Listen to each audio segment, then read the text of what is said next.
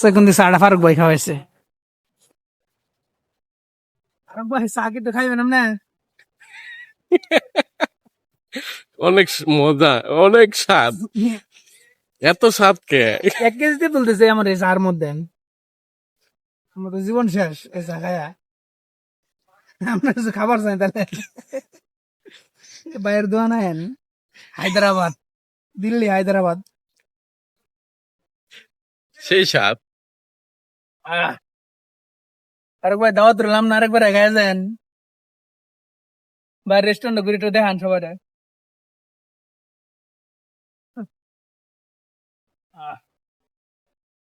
পুরো রেস্টুরেন্টে দেন, ওই দিকে একটু দেখান ঘুরে ঘুরে। দিনের বেলা হইলে তো মনে করেন একবারে নদীতে হারাইতো, তো পানি আর পানি।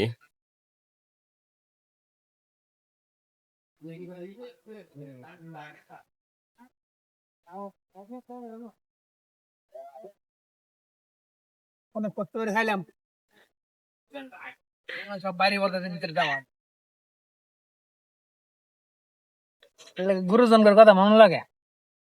ফারুক ভাই আগে কইছেন যে ওদের রং চা খান, রং চা এখন ফোনটিতে করে খাইছি মিশা তেঁতুল চা। এখন তো মুয়ের অবস্থা খারাপ। আসুন না তুমি। এদিকে পানি আর পানি। এখানে হইলে ভাই সেই লাগতো ভাই। ফারুক ভাই আপনার শ্বশুর ভাই তাইলাম, পুরান লই গেলেন না, এটা কইলো। এই যে তেঁতুল চা খাওয়াইছি। শ্বশুর বাড়ির এলাকা তাইছি মিয়া। এত সুন্দর একটা জায়গার নাম, তারপরও না, মন ভরে গেছে আলহামদুলিল্লাহ। এই যে দেখেন সামনে পানি আর পানি। না, বিকেলে উঠলে দেখা যাইতো অনেক সুন্দর।